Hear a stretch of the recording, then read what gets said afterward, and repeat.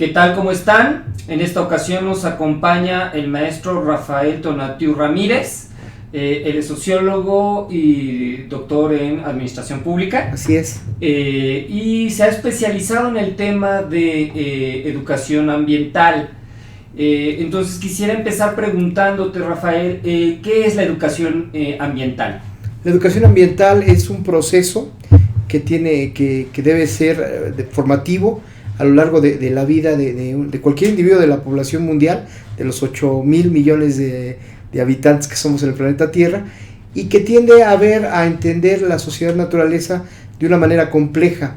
Es un proceso, es una interdisciplina, hay quien dice es una indisciplina, que trata sobre todo asuntos relacionados con lo que es la crisis ambiental. O sea, digamos, hay una crisis civilizatoria y una crisis de civilización que ha desembocado de una manera importante en, pues digamos, en una amenaza a todos los recursos naturales de la Tierra, y la especie humana también está en peligro. Y entonces ante eso, bueno, pues habrá que educar, o hay que educar, o estamos educando a la sociedad de una manera totalmente distinta, ¿no? Eso es lo que intenta la educación ambiental. Por tanto, bueno, se desliga de cosas como la ecología. La ecología no puede llenar todo este vacío de saberes que nos da la educación ambiental. De hecho, la educación ambiental no solamente es interdisciplinaria, sino tiende a ser transdisciplinaria, que es recuperar pues la otredad, como dijera Paz, ¿no? O sea, todos estos pensamientos, todos estos saberes que han sido marginados por esa gran tendencia de pensamiento occidental, pues que ha dominado a partir de la modernidad y lo que se llama ahora posmodernidad. Entonces, digamos, en términos generales podría decirte que eso es un proceso mundial. Además estamos vinculados todos los países de prácticamente del 72 a través de la primera reunión de Estocolmo, que se ratificó 20 años después en Río, y se ha potenciado a partir de conceptos como desarrollo sustentable y sustentabilidad, que en los últimos años ha pues prácticamente invadido todas las áreas de la vida social del planeta. En un articulito que tienes por ahí leí una frase fuerte que señalabas respecto a que la educación ambiental estaba generando, o digamos la educación ambiental iba a impactar o debería de impactar el pensamiento científico, filosófico, contemporáneo. ¿Por qué? Porque es inevitable, es decir, ¿qué está en riesgo? ¿Qué está en riesgo? Y yo lo que digo que está en riesgo es básicamente la especie humana. Es decir, porque a veces también se confunde. Yo oigo muchos eslogans o campañas que hablan de salvar al planeta o que hay que reforestar, etcétera. No, lo que está en riesgo es las posibilidades de vida de la especie humana en los próximos 100 años. Y bueno, pues lo que hace ciencia, lo que hace cultura, lo que hace filosofía es la especie humana. Entonces, si no transformamos la manera de hacer ciencia, pues es muy probable que sigamos haciendo la ciencia que nos ha orillado a esta crisis, y sigamos pensando en los términos filosóficos y culturales que hemos estado pensando. Y me parece que eso lo que ha detonado, tú lo sabes muy bien como filósofo, pues es una mirada individualista, egoísta, relativista, que hedonista, como dijera Wen Lipovetsky, que nos ha restringido ver más allá, no solamente de los recursos naturales o de la naturaleza o del ambiente, sino más todavía nos ha imposibilitado ver al prójimo. O sea, que esto ya es totalmente entonces yo creo que sí, la educación ambiental sí se plantea como una de sus metas transformar la sociedad, pero primero transformar lo educativo, y transformar lo educativo pues no está fácil porque está lleno de inercias.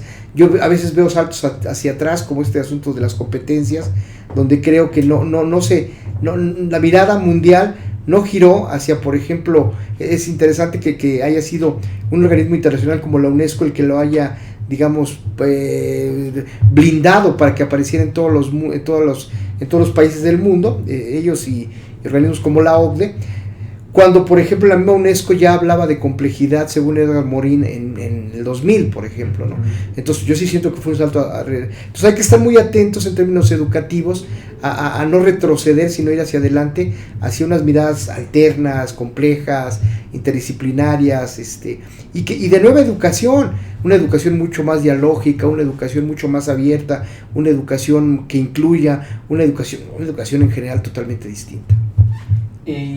Se podría antojar que la educación ambiental sea vista como utópica, ¿no? Es decir, que no se logre generar un verdadero cambio en la persona, un aprendizaje significativo respecto a la vinculación, ¿no?, que debe tener el hombre con el medio ambiente. ¿Qué puedes decir al respecto? Claro, bueno, lo primero es el lugar común y luego ya lo evito. Sí. El lugar común es que Galeano dice que la utopía sirve para caminar, y pues si eso es, si nos planteamos una utopía y nos hace caminar, pues bienvenida sea la utopía. Pero no, yo creo que lo que me gusta más citar a Ferri. Luc Ferry dice que hay como dos tipos de ambientalismo: un ambientalismo radical, que trata de transformar toda la sociedad y llegar a una sociedad distinta, ¿no? Lo malo es que a veces lo que plantean estos modelos son modelos de regreso a Robinsonadas, como dijera Marx, o sea, a regresos como de sociedades casi primigenias, intocadas, de conservación, etcétera, ¿no?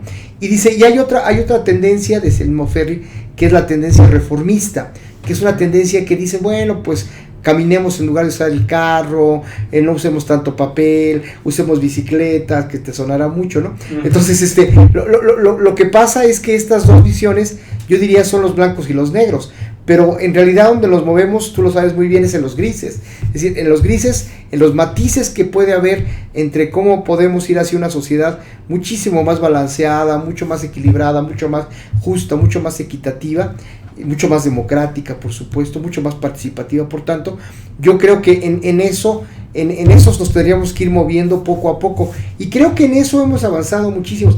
Te decía hace un momento que la sustentabilidad, si tú vas a una empresa, tú vas a encontrar la palabra sustentabilidad. Si vas a una universidad, igualmente, y si vas a un organismo de la sociedad civil, muy probablemente esté trabajando algún proyecto de sustentabilidad. Entonces, hemos ganado terreno. Es decir, sería bastante triste decir que el ambientalismo, la educación ambiental en particular, ha estado en la inercia, ha estado en el discurso. Yo creo que no.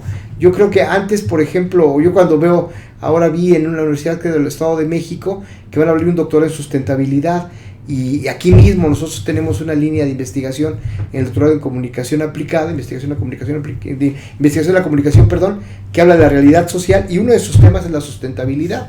Entonces yo creo que hemos ganado mucho terreno, y en términos de sensibilidad, y por qué no hasta de conciencia, de contenido, yo creo que sí hemos ganado terreno socialmente en términos de lo que era hace 30 años, cuando yo te daba clase en la prepa, y lo que es ahora el sentido de la, hace 20, el sentido de la sustentabilidad, ¿no? Sí. Ok, ¿qué se ha hecho en concreto en la educación ambiental? Es decir, ¿cuáles serían como las principales actividades, las principales acciones que se realizan? Sí, de todo.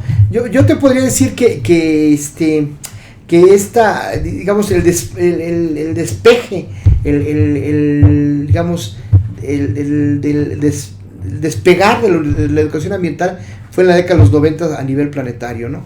Eso lo cita María Novo y lo citan todos los teóricos importantes de la educación ambiental.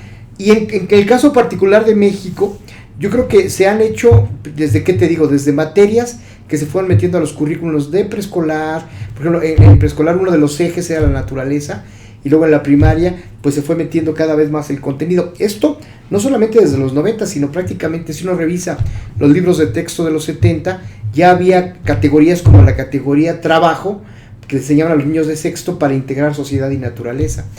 Y hay muchos estudios, de los estudios de Alicia de Alba, de Alejandro Barrera, que tienen que ver con esta historia de cómo se fue metiendo la dimensión ambiental en los libros de texto o en las primarias mismas.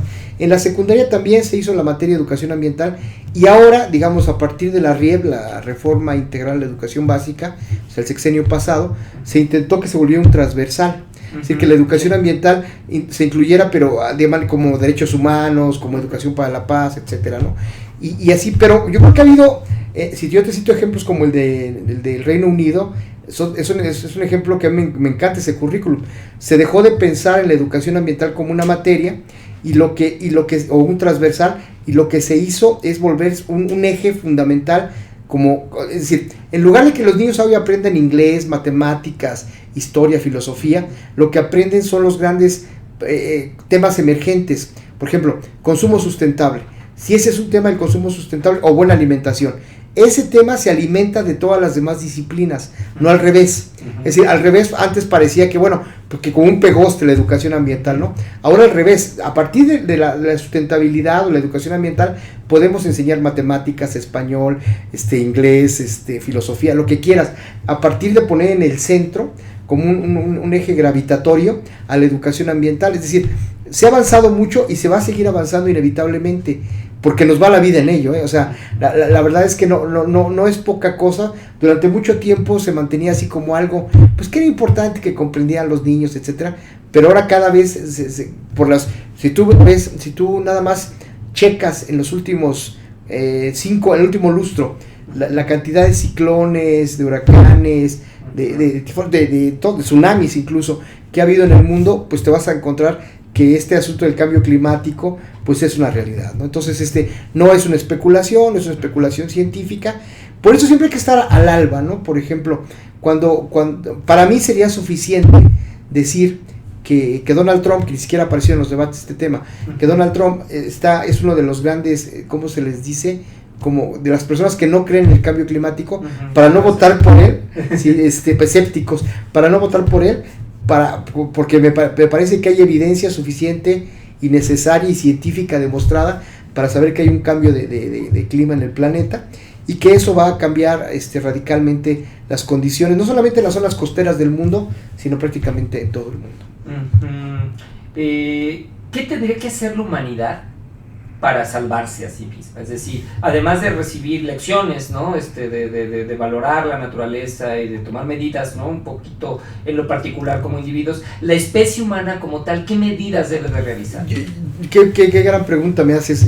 Yo diría que lo primero es pensar como especie, y no pensamos como especie, ni siquiera pensamos ya ahora como país. O sea, el concepto de patria o de nación ya cada vez nos queda más lejos. Entonces, pensar como especie significa si todas las acciones que yo hago desde que me paro hasta que me duermo benefician a mi especie, porque ahora te voy a contar una historia que me da un poco de pena y de tristeza. Yo en general te puedo decir, a mí me gustan mucho los perros, tengo en casa 2 labradores y un pequinés de mi hija, pero no puedo soportar cuando alguien me dice que tiene un perrijo. No lo puedo soportar, porque eso es no pensar como especie.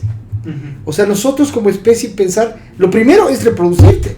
O sea, cuando te dijeron que era una especie, te dijeron alguien que nace, crece, se reproduce y muere, es una especie viva. Entonces, me parece que no podemos romper con esa lógica. Es cierto, cada vez son más caros los hijos, cada vez son más caras las universidades, pero finalmente creo que sí tenemos que hacer que la gente se dé cuenta de todo lo maravilloso, lo que decía Carl Sagan, de todo lo maravilloso que ha construido el hombre, ¿no? Como especie, de todo esta batalla heroica y ganadora de crear una civilización tan potente, esta civilización que nos permite ahora prácticamente improvisar, como lo hiciste en 10 minutos, un estudio de televisión, ¿no? Me parece que eso no lo hemos dimensionado con suficiencia. Es decir, creo que tendríamos que hacer algo para que eso ocurriese, y el problema mayor que tiene el pensamiento ambiental es que es un pensamiento que se plantea a contracorriente. Si nosotros vemos lo que hay, por ejemplo, ahorita que decías de Green TV, ¿cuántos canales o cuántos contenidos televisivos son a favor del medio ambiente contra todos los minutos que hay de publicidad, todos los minutos que hay, por ejemplo, de un tipo de telenovela o un tipo de contenido que te impulsa a tener una casota con una albercota, con un clima artificial, con todo lo contrario a lo que debe ser, digamos, una armonía con el medio ambiente, ¿no? O sea, una contención de lo que está pasando. Entonces, yo lo que te digo es, tú dices, en lo concreto, ¿qué podríamos hacer? Yo digo que hay que darle una buena revisada tanto a los contenidos de las escuelas, pero también a los medios de comunicación. Es decir, me parece que los medios de comunicación impulsan una civilización que ya no existe, o sea, que además ya se volvió verdaderamente utópica, es así, utópica para todos. El gran sueño de que todos íbamos a tener una casa como Beverly Hills, una casa como un coche de 8 cilindros, íbamos a tener helipuerto en el techo. Este sueño, por supuesto que no alcanza para todo el planeta. Entonces ya se volvió, eso es lo utópico. Lo utópico es pensar que ese modelo de sociedad que te venden los medios de comunicación sigue siendo vigente.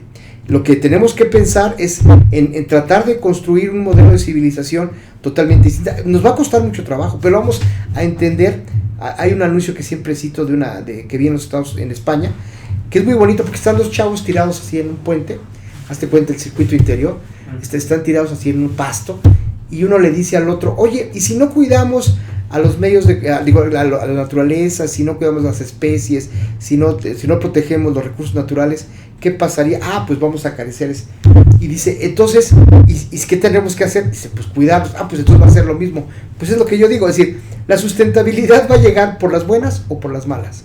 Es decir, no hay manera de que la evites. No creo, si hubiera, tú sabes que soy sociólogo, si hubiera un modelo de sociedad alterno, como lo fue tal vez el socialismo, ya falleció, no creo que el modelo de civilización del capitalismo, o concretamente este capitalismo bárbaro y neoliberal, responda a los requerimientos de una sociedad que tiene que estar bien fincada en lo que consume, en cómo consume todos los bienes, y que eso pues no nos alcanza, como ya lo dije, en términos generales. Entonces lo que creo es que, ¿qué debemos hacer, dices tú? Sentarnos a construir, y para eso nos van a servir mucho los filósofos, sentarnos a pensar. Es decir, como que hacer una pausita y decir, a ver, yo creo que, nada más que el mundo actual no te da esa pausa, ¿no? Pero sentarnos a construir una sociedad, pues si no utópica, una sociedad que sí sea por lo menos más armónica, ¿no? Y pasa por todo, ¿eh? Por ejemplo, ayer debatía Hillary Clinton, y decía ella que algo que debería ser una verdad de perorgullo, y que no lo es. Decía, las grandes sociedades tienen grandes clases medias. ¿Por qué digo esto? Porque la sociedad actual, este modelo que ha prácticamente amenazado a todas las especies del planeta Tierra, solo alcanza para, decía Víctor Toledo, para 80 personas. Es decir, los grandes beneficios, y que lo diga Obama, que lo diga Hillary Clinton, es que es cierto. O sea, solamente dice, ¿qué voy a hacer? Decía Hillary ayer. Pues lo que voy a hacer es hacer pagar impuestos a quien los debe pagar, y quien los debe pagar son los ricos. Entonces lo que dicen los ricos, es decir, los que están hasta arriba, ¿no? Entonces lo que creo es que me parece que por ahí deberíamos empezar. Entonces, ¿por dónde empezar? Por ahí. ¿Cómo podemos cambiar una civilización que se volvió injusta, que se volvió acumuladora, y dentro de la acumuladora, concentradora? Es decir, las grandes empresas tienen subempresas que a su vez hacen que ellos ganen y ganen y ganen, y que no paguen lo justo, ¿no? Esa es la otra. O sea, la generación, digamos, entre los 25 y los 45 años actualmente, es una generación que nosotros les dejamos pocas oportunidades. Y les dejamos pocas oportunidades simple y sencillamente porque no creamos esta lógica de una sociedad de beneficio, de bien común. Como que el bien común se acabó, y empezamos a pensar en solo como beneficios personales, ¿no? Okay.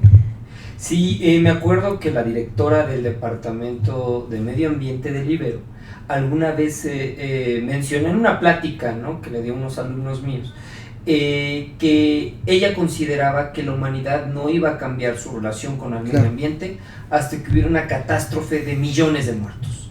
¿Estarías de acuerdo con esta tesis, que la educación ambiental va a aportar, pero que realmente no vamos a cambiar como humanidad hasta que suceda este escenario? ¿O hay otros, o hay la posibilidad de otro escenario que se esté configurando? Mira, yo digo que como que ¿qué les gusta, no? Si tú ves lo que causó Ingrid y Manuel en el 2013, creo, ya era para que las alarmas. Nada más te doy un dato. Ese desastre, que yo no me gusta llamarlo natural, sino un desastre ambiental, una síntoma de la crisis ambiental, gastó todo el presupuesto de un programa que traía la Secretaría de Desarrollo Social, que se llamaba Cruzada contra el Hambre, de los 6 años. De los 6 años de gasto.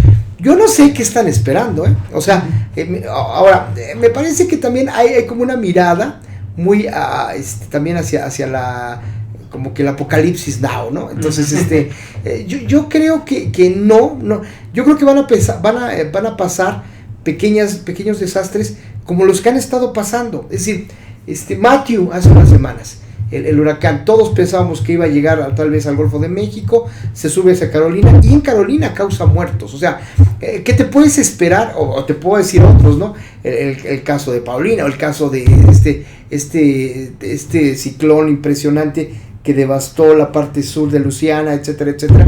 Me parece que ahí están y van a seguir, o en Tokio, ¿no? Este desastre que casi se iba a volver nuclear planetario. Todo lo que quiero decir es, yo no sé qué están esperando. O sea, más que esto, no creo que llegue a pasar, pero va a haber muchos de estos. Uh-huh. Y estos sumados son mucho más que uno grandote, no sé si me explique. Sí. Entonces, por ejemplo, hubo una cantidad, por eso te digo, es muy importante en el mundo de la educación ambiental, la conectividad, la cuestión de que tú tengas la capacidad de leer las realidades de manera compleja. En Haití, en Tijuana, hace unos 2 meses, un mes, uh-huh, llegaron una cantidad de refugiados haitianos, uh-huh, que lo primero que dijeron es, no tenemos no venimos de Puerto Príncipe, o sea, venimos de Brasil y luego caímos en Honduras y estamos aquí en Tijuana y este no es nuestro punto de llegada, vamos a llegar a Estados Unidos. Pero eso fue antes del ciclón Matthew. O sea, uh-huh, lo que te quiero decir es que me parece que si estamos esperando o que dejemos de emigrar a los Estados Unidos, como decía, uh-huh, como quieren con del muro, etcétera, yo creo que las cuestiones ya están ahí. Hay cerca de 420 conflictos ambientales en México. 420 conflictos ambientales en México de todo tipo, de agua contaminada a presas, de vertimiento de tóxicos a regiones específicas, a suelos, de cambio por ejemplo, de un río a convertirse en una pequeña presa para generar energía.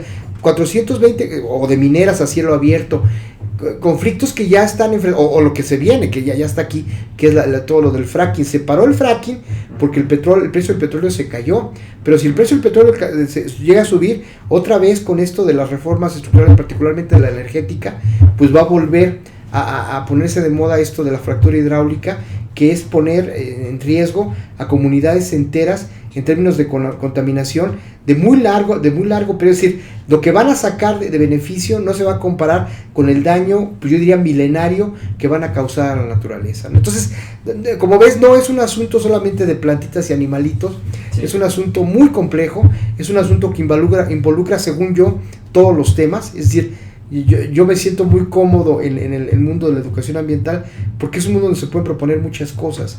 Y de hecho, pues hemos hecho, o sea, nosotros hacemos libros, nosotros hacemos investigaciones, nosotros tenemos un programa de canal de televisión, Documentarte. Sí, nosotros a nuestro tamaño hemos formado educadores ambientales, pero ese es como, digamos, a nuestro nivel, porque a lo mejor más no podríamos hacer, ¿no? Y insisto, y pensar todas las medidas que se van tomando. Yo me pregunto, por ejemplo, si una medida como volver la Ciudad de México bicicletera es una buena medida. Uh-huh. Yo, por ejemplo, de tu casa, que está más o menos en el centro de la ciudad, acá, si yo quiero subir en bicicleta, pues me tardaría algo así como 3 horas, ¿no? Entonces, me parece que no hay que dar saltos hacia atrás, hay que ir hacia adelante. Me parece que podríamos construir alternativas de vía pública, de propuestas populares de una manera totalmente distinta. Siempre digo, hacer un coche que sea el coche chilango. Si tú ves el tráfico del periférico, vas a ver coches de 5 plazas, o sea, 5 asientos, pero que nada más lo trae una sola persona, y entonces tenemos que hacer el coche chilango, ¿no? Uh-huh. Donde el coche pues sea un coche para, tal y como lo usamos en la Ciudad de México, para una sola persona, práctico, ¿no? No sé, pero lo que quiero decir es, me parece que eso es lo que llamo no pensar como especie. O sea, lo vemos muy distante y muy lejano. Y en todas nuestras prácticas, mira, hoy vas a las escuelas y tú les preguntas a los niños de dónde viene la leche y ellos te dicen el supermercado. Entonces, ya es una separación total y absoluta entre el hombre y la naturaleza, que se refleja todos los días en todos nuestros actos. Este problema medioambiental, ¿es un problema epistemológico o es un problema ético o es una mezcla? No, es todo. Es un problema, sí, ciertamente epistemológico, porque la ciencia avanzó volviendo al medio ambiente una externalidad, es decir, algo que no estaba dentro de sus planes. Si tú ves la antropología que se empezó a hacer en el siglo pasado o antepasado, o si tú ves la filosofía que son contadísimas las frases que tú puedes citar de una escuela filosófica, como Hegel o como Marx o como el que tú me digas, ¿no? O como la escuela de Frankfurt incluso, o el círculo de Viena, lo que quiera, que tenían referencias al asunto ambiental, son muy, muy escasas, prácticamente ese era el entorno, ¿no? Era el piso donde se podía, pero no había una reflexión profunda sobre eso, o sea, una reflexión profunda. Entonces sí, yo creo que también, eso lo dice también Enrique Leff, la primera forma de cambiar la racionalidad es volverla una racionalidad ambiental, y esa racionalidad ambiental tendrá que pasar por los pasos por los que estamos, es decir, para poder tener aquí un micrófono, una lámpara y una cámara que me esté grabando, pues tuvo que haber todo un proceso de construcción instrumental que tendremos que diseñar nuevamente ese proceso, pero ahora en términos ambientales. Y creo que se están dando pasos, insisto. O sea, cuando tú ves que cuando tú bajas en el aeropuerto de Frankfurt y ves energía eólica por todos lados, te das cuenta de que la gente se está conectando a otra realidad. Aquí mismo en México también estamos ya produciendo energía eólica, y otro tipo de energía también tiene sus repercusiones y también tiene sus costos sociales, pero creo que este camino va a ser, digamos, y también es un asunto ético, porque es un asunto que tiene que ver con toma de decisiones, porque tiene que ver con valores, porque tiene que ver con lo que entendemos por la persona humana, por lo que tiene que ver por entender lo que es el prójimo, por lo que tiene que ver con muchísimas cosas, y también es un asunto económico, y también es un asunto político, ¿no? O sea, todavía hoy tú te das cuenta en muchas partes del mundo que aparecen los partidos verdes, ¿no? Y por el simple hecho de llamarse verdes, tienen 3 puntos en los procesos electorales, que son una cantidad inmensa de votos. O sea, la gente vota por los partidos verdes porque cree. Ahora, hay una diferencia entre nuestro partido verde y el partido verde alemán, por ejemplo, ¿no? El partido verde alemán llega a tener hasta 9 puntos, y llega Angela Merkel, que esté, a negociar con ellos, porque son muchos, y se hacen negociaciones verdaderamente abrumadoras de cerrar plantas nucleares para abrir otras fuentes, o sea, a cambio de, ese es el problema, a cambio de que se abran 3 supermercados, ¿no? Entonces, esas negociaciones que aquí nos parecerían verdaderamente extrañas y lejanas, pues en países del primer mundo sí se dan, y se dan de una manera importante para la obtención de posiciones políticas, ¿no? Entonces, como ves, el asunto ambiental pues está en todos los terrenos, y creo que a veces como que lo queremos soslayar, ¿no? Queremos decir, pues sí, ya están ahí los verdes, que yo sé, pero ahí está Greenpeace, y que diga, no, yo creo que decía un amigo, también como de tu generación, decía un joven, decía, yo creo que el asunto ambiental se tiene que diluir en la formación de las personas, o sea, tiene que ser parte de nosotros, no tendríamos que pensar si tiro o no un papel al suelo, o sea, tendríamos, o de usarlo en principio, ¿no? Tendríamos que tenerlo claro, ¿sí me explico? Tendríamos que tener claro que cuando tenemos un botellín de PET, pues estamos implicados con un asunto que no va a haber PET dentro de poco tiempo, porque pues la tendencia al el petróleo y la petroquímica consecuentemente pues está disminuyendo, etcétera, etcétera. Entonces, creo que por donde lo veas es un asunto en el cual inevitablemente estamos implicados, y más nos valdría saber mucho más del asunto, ¿no? Ok, pues muchísimas gracias. Gracias a ti. Hasta luego.